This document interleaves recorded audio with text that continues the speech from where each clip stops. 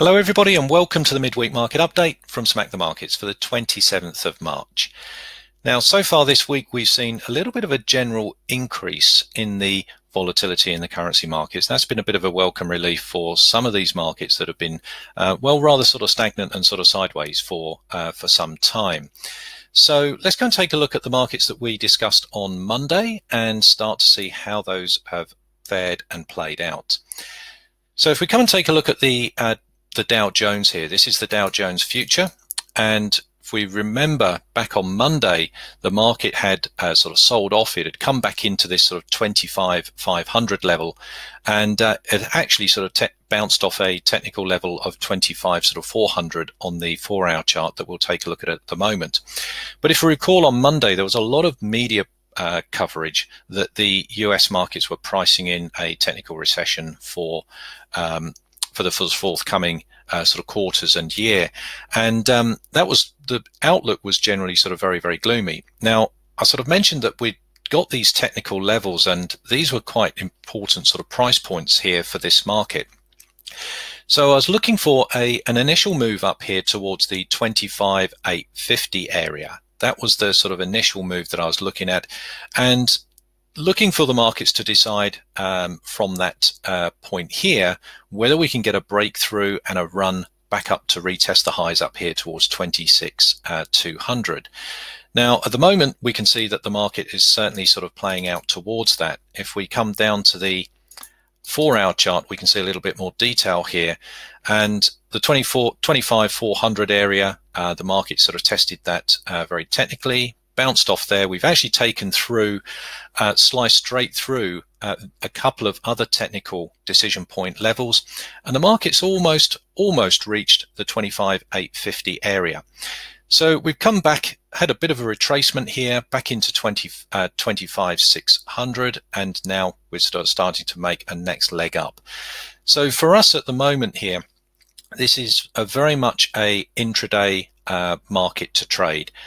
We'll certainly still be looking for opportunities here to trade between this trading window up towards 25,850, and at the moment the trend structure and market structure still looks towards the bullish side for that. If the market rolls back over, and certainly we take out 25,630 here, this sort of level that we can see here on the 4-hour time frame, then the market sort of opens up into a new trading window to the short side, and we'll be looking for moves back down towards 25,50 again. So very much at the moment, it's our bias is towards the long side, and it's intraday opportunities that we're looking at taking advantages between these trading windows. Now, if we come and take a look at gold now, and gold has been one of our favorite commodities, certainly our metal markets, for some time.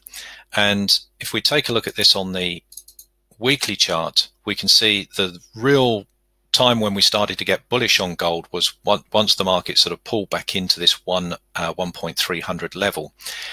So at the time, we said we were looking for, if the market can break above the high of this candle, we were looking for moves up towards 1,350. We can see that the market's sort of nicely in play towards that area at the moment. So if we come down the time frames and start to take a look at this on the 8-hour chart, we can see that we've got a good trend structure here on the 8-hour. The market's back into those value areas, back into the moving averages, with relatively small candles. And this is sort of an area where we can see in the past, it's been a good opportunities for positioning around these areas, looking for the next leg of the trend. Come down to the 4-hour time frame, and you can see here that on our structure levels here on our 4-hour time frame, that the 1,320 level was retested again last night. We had the bullish candle here that we were looking at for a swing play last night. That's still in play. The market's come back, it's retested this level again, and now we're starting to see the bulls coming back in to push the market higher. So we're still looking for long opportunities on gold, and still bullish on gold for as long as these sort of intraday or mid-time frame trends stay intact. Now, the currency market that we discussed on Monday was CAD yen, and if we come and take a look at CAD yen, we'll see what we were looking at. if we take a look at this on the daily chart, what we can see is since Monday, the market had a huge sell-off on over the tail end of last week, and we're looking for a retracement back into 82,400. The market's now reached that level. In fact, it's just sitting on top of that 82,400 price point at the moment. So this was a nice sort of technical level, as we can see on this market, very well sort of tested for support and resistance over the past few years. If we come and take a look at this on the 8-hour chart, we can see at the moment we've got probably sort of one of the better timeframes here for good geometry on the 8-hour. We can see that we've got this market sitting right on top of that 82,400 area. At the moment, we've got a real decision going on between price action, and we can sort of look at this and think, well, if it in the context of a short trend, the short trend is still intact if the market can roll over here and produce a lower high.